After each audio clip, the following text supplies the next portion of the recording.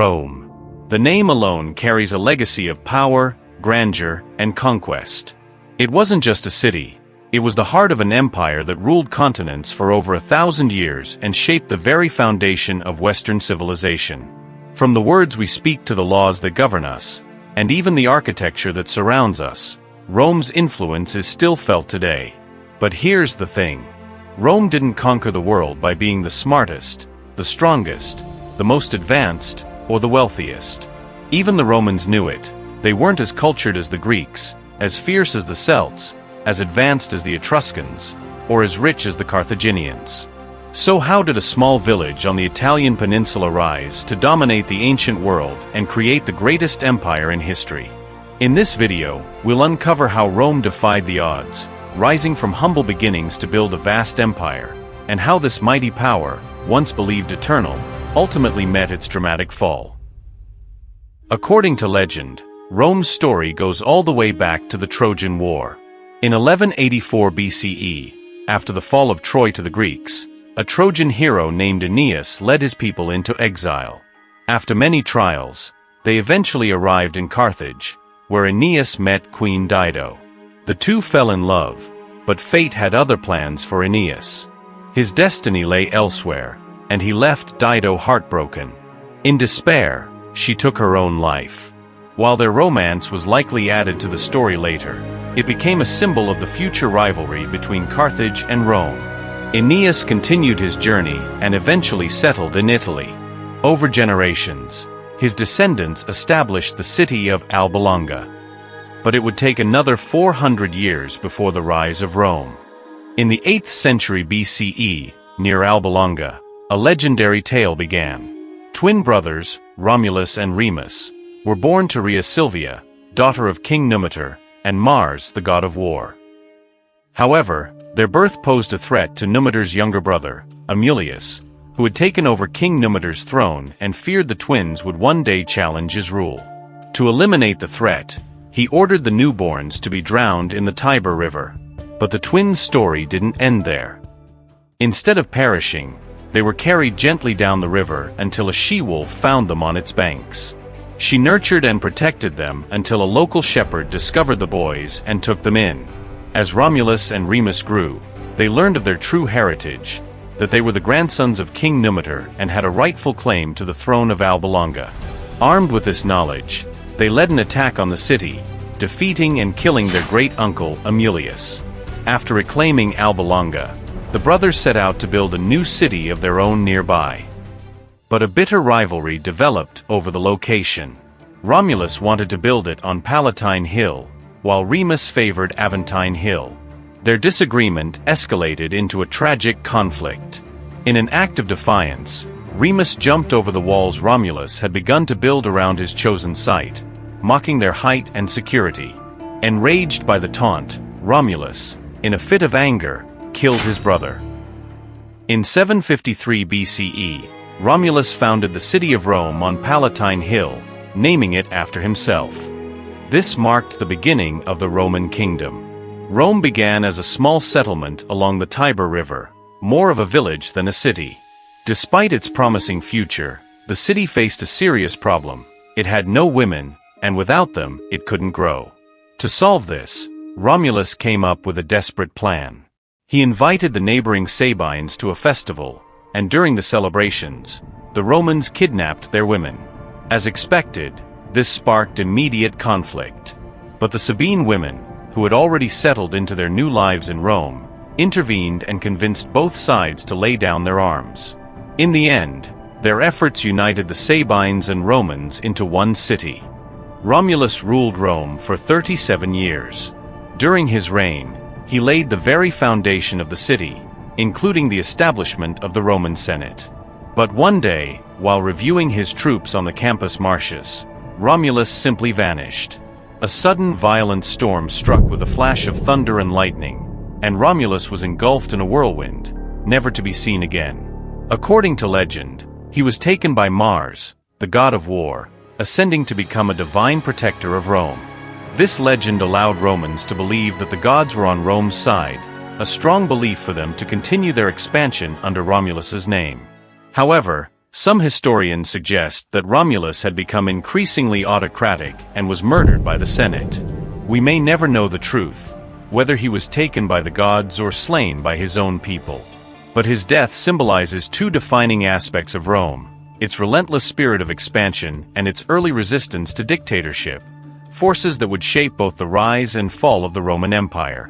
In the centuries that followed, Rome was ruled by a series of monarchs, known as the Seven Kings of Rome. Some were just, others were cruel, but none were more notorious than Lucius Tarquinius Superbus, the final king of Rome. Superbus ruled with cruelty and arrogance, but it was his son, Sextus Tarquinius, who committed the unforgivable crime that would lead to the downfall of the monarchy. Sextus raped Lucretia, a noblewoman admired for her virtue. The people of Rome and the Senate were outraged. The injustice and dishonor were too great to bear. At the forefront of this uprising stood Lucius Junius Brutus, a respected senator who led the charge against the Tarquins. In an act of retribution, Brutus killed Sextus and deposed Tarquinius Superbus. With the king and his family gone, the Senate realized they had to prevent the rise of another tyrant. Rather than electing a new king, the Senate abolished the monarchy and created a new system of governance. They established the office of the consul, a position of shared power. 2 consuls were elected each year to serve a 1-year term, ensuring that no single man could hold absolute authority. These consuls worked together, balancing each other's power and representing the will of the Roman people.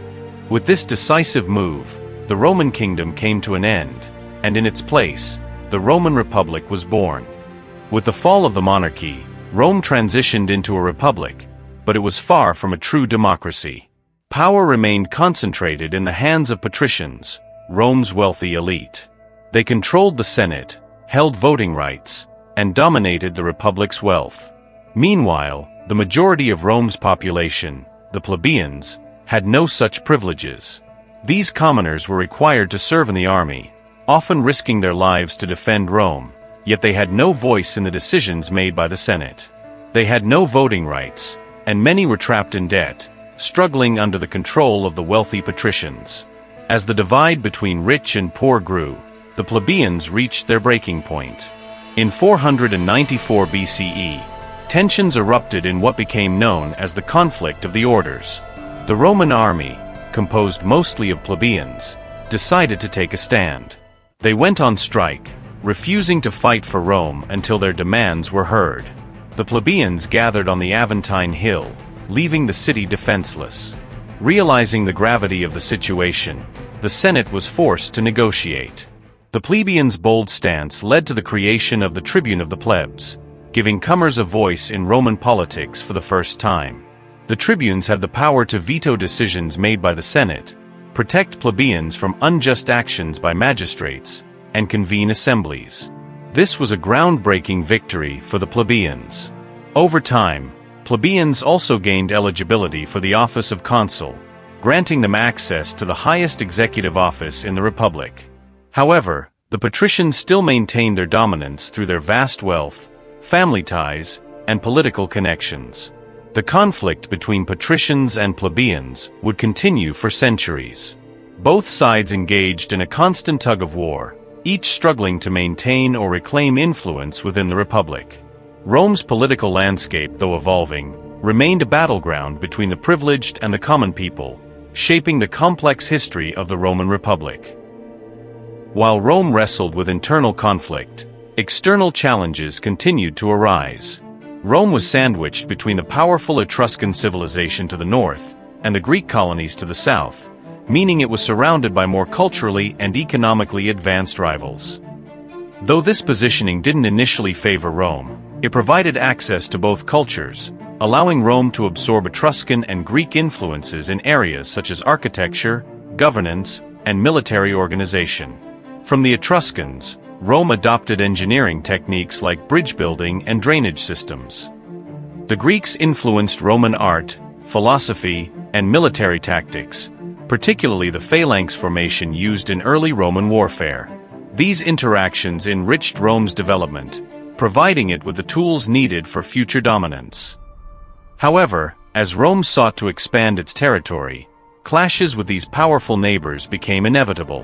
One of Rome's first significant external conflicts was with the Latin League, a coalition of neighboring Latin city-states. Although Rome had once been part of this alliance, its growing strength led it to seek dominance over the other members. The decisive moment came at the Battle of Lake Regillus around 496 BCE. Rome fought fiercely to defend its fledgling republic against attempts to restore the ousted king, Tarquinius Superbus, with the backing of the Latin League. This battle was a critical victory, signaling Rome's determination to protect its republic and its ambitions for dominance over central Italy. With victory over the Latin League, Rome began to expand its influence over its neighbors. In 396 BCE, after a brutal 10-year siege, Rome captured the wealthy Etruscan city of Veii. This was more than just another victory. This was Rome's first major territorial conquest. The spoils were immense. Rome gained vast lands, wealth, and thousands of new slaves. More importantly, it doubled its territory and sent a powerful message to its neighbors. Rome wasn't just another city-state, it was a rising power, one that could, and would, dominate. But with power came new challenges. As Rome expanded, so did the list of rivals, and among them was a growing threat from the north, the Gauls. The Gauls were a fearsome people, renowned for their warrior culture, ferocity in battle, and unpredictable raids. By the early 4th century BCE, they had settled in northern Italy, their influence creeping ever closer to Rome's heartland. But they were more than just raiders. They were a force looking to carve out their own dominance, and soon, their eyes would turn toward Rome. Tensions between the Gauls, the Etruscans, and Rome came to a head in 391 BCE, when the Gauls laid siege to the Etruscan city of Clusium. Desperate for help, the Etruscans called on Rome to mediate. Rome sent envoys from the powerful Fabii family to negotiate, but things quickly soured. During the talks, one of the Roman envoys, Quintus Fabius, broke the rules of diplomacy by killing a Gallic negotiator. This enraged Brennus, the leader of the Gauls. Furious over the violation of the diplomatic conduct, Brennus demanded that Rome hand over the murderer for punishment. Instead, the Roman Senate not only refused but appointed Fabius as a military tribune. This insult was too great to bear. Brennus, enraged, vowed to punish Rome. He ordered his forces to march on Rome, and no one else. In 390 BCE, Brennus led his army of 30,000 Gauls southward, marching straight toward the gates of Rome. Confident in its growing military strength, Rome hastily assembled a force of 20,000 men to meet the Gauls at the Battle of the Allia, just 11 miles north of the city. The Roman army, hastily gathered and poorly organized, faced a disciplined and experienced Gallic force. The Romans took up a defensive position near the riverbank, but it quickly became apparent that they were no match for the Gallic warriors. Brennus struck with overwhelming force, and the Roman lines quickly crumbled. Panic spread, and many Roman soldiers fled toward Veii, while others tried to escape across the Tiber River. The battle was over in hours, with the Gauls emerging victorious. Surprisingly, Brennus hesitated to march on Rome immediately. He believed that the easy victory at Allia might have been a trap, so he waited 3 days before advancing. This hesitation gave the Romans a small window of time to prepare, but it wasn't enough. When the Gauls finally reached the city, they found Rome completely unprepared.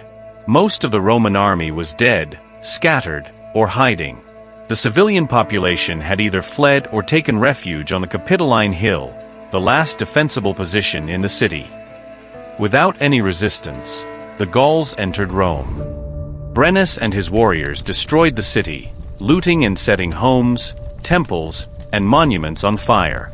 Much of Rome was left in ruins as the Gauls took control of the city. However, the Romans on Capitoline Hill held out.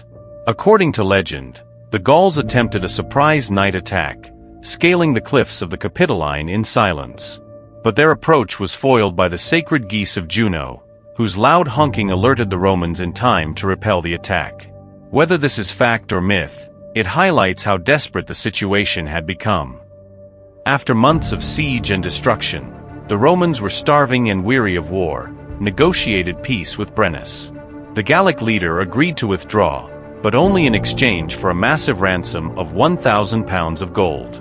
When the Romans protested that the scales used to weigh the gold were rigged, Brennus famously threw his sword onto the scales and declaring, "Vi victus," woe to the vanquished.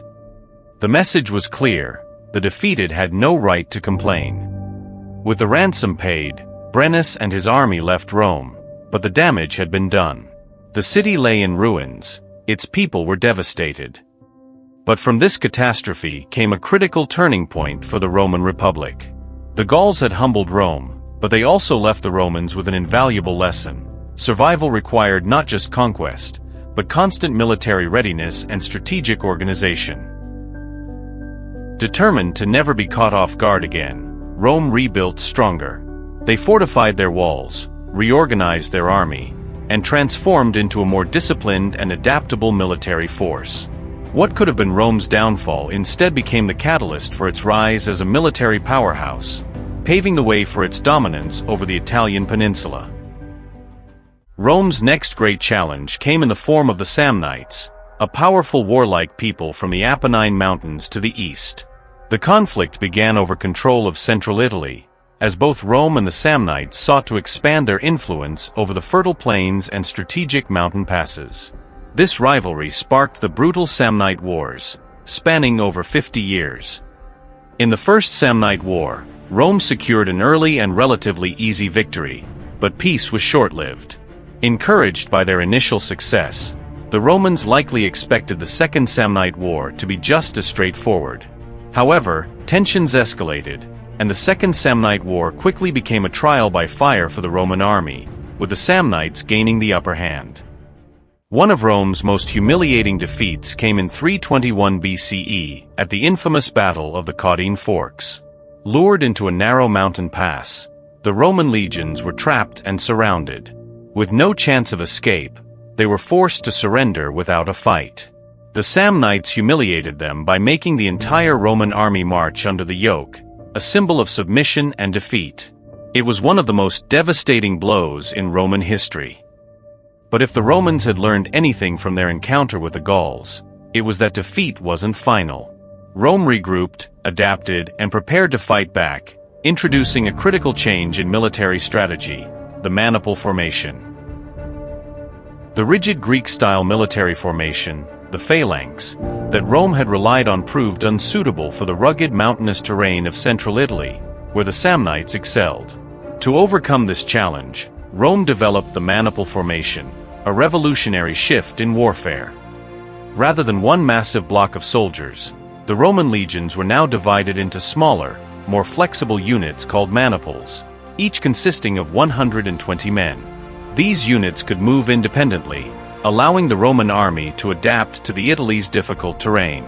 This new tactic gave the Romans the advantage they needed to counter the Samnites' guerrilla-style warfare and was key to their eventual comeback. The tide of the Second Samnite War began to turn in Rome's favor. In 305 BCE, Rome secured a decisive victory at the Battle of Bovianum, regaining control of the war. Rome's resilience, coupled with the effectiveness of the maniple formation, was crucial to their recovery. By the end of the Second Samnite War, Rome had not only regained control, but also secured vast territories from the Samnites, further expanding their influence in central Italy. But the conflict was far from over. The final and most decisive clash between Rome and the Samnites came in 295 BCE at the Battle of Sentinum, during the Third Samnite War. This wasn't just a battle between Rome and the Samnites, it was a full-scale war involving a coalition of the Samnites, Gauls, Umbrians, and Etruscans, all united to stop Rome's expansion. Rome fielded 38,000 soldiers, while the Samnite-led alliance had 40,000 troops. The stakes couldn't have been higher. The victor would secure dominance over central Italy. The Roman army was split into two wings: the left, commanded by Decius Mus, and the right, led by Quintus Fabius Maximus. Fabius, known for his cautious strategy, held a defensive position, while Decius led an aggressive cavalry charge against the Gauls. However, the Roman cavalry was overwhelmed by Gallic chariots, and Decius found himself unable to rally his retreating men. Faced with disaster, Decius took a fateful step. Following an ancient Roman tradition called devotio, Decius charged into the enemy ranks, sacrificing himself to the gods in the hope of inspiring his soldiers. His death had the desired effect. His troops rallied and fought with renewed ferocity. Meanwhile, Fabius, ever patient, waited for the right moment. As the Samnite and Gallic forces grew tired, Fabius unleashed his reserve troops, flanking the enemy and turning the tide of the battle. With the enemy coalition in retreat, Rome emerged victorious. The Battle of Sentinum was a defining moment, breaking the Samnite resistance and securing Rome's dominance over central Italy. By 290 BCE, after decades of intense warfare, Rome had finally brought the once mighty Samnites under its control. This victory marked the end of the Samnite Wars and solidified Rome's position as the dominant power in the Italian peninsula. But with victory came even greater ambition. Rome's gaze now turned south to the wealthy Greek cities of Magna Graecia. The Republic had risen from the humiliation of the Caudine Forks to become a formidable power, and now it was ready to take on its next challenge. The city of Tarentum, a powerful Greek colony on the southern coast of Italy, stood in the way of Rome's ambition to control the entire peninsula. In 282 BCE, a diplomatic incident between Rome and Tarentum escalated into a full-scale war. Outnumbered and fearing Rome's relentless military power, Tarentum called for help from one of the most renowned military leaders of the time, Pyrrhus, the king of Epirus and a relative of Alexander the Great. Pyrrhus crossed the Adriatic Sea and landed in Italy with his formidable army, including war elephants, creatures the Romans had never encountered before. The sight of these elephants threw the Roman forces into confusion and terror. With these advantages, Pyrrhus won several victories against Rome, including the famous Battle of Heraclea in 280 BCE and the Battle of Asculum in 279 BCE. But these victories came at a high cost. Rome didn't forget their valuable lessons from the Gauls and Samnites. They could face some monstrous creatures they had never seen before and lose some battles, but they never gave in. Each fight left Pyrrhus's forces severely weakened, while Rome, with its seemingly endless manpower, continued to replenish its ranks. After his costly success at Asculum, Pyrrhus is said to have remarked, "If we are victorious in one more battle with the Romans, we shall be utterly ruined." It was the origin of the term Pyrrhic victory, a win so costly that it ultimately leads to defeat. Pyrrhus soon realized that even his tactical genius couldn't overcome the relentless endurance of Rome. By 275 BCE, he withdrew from Italy, leaving Tarentum to face the might of Rome alone. With the fall of Tarentum in 272 BCE, Rome's dominance over the Italian peninsula was complete. The Republic now controlled nearly all of Italy, from the fertile plains in the north to the southern coastal cities. This consolidation of power marked a significant turning point in Roman history. Rome was no longer just a regional power. It had become a force to be reckoned with, one capable of challenging not just neighboring cities, but entire civilizations. Yet, even with its control of Italy secure, the Republic's ambitions remained unsatisfied. The stage was now set for Rome's next great challenge, the Punic Wars and the clash with the great maritime power of Carthage.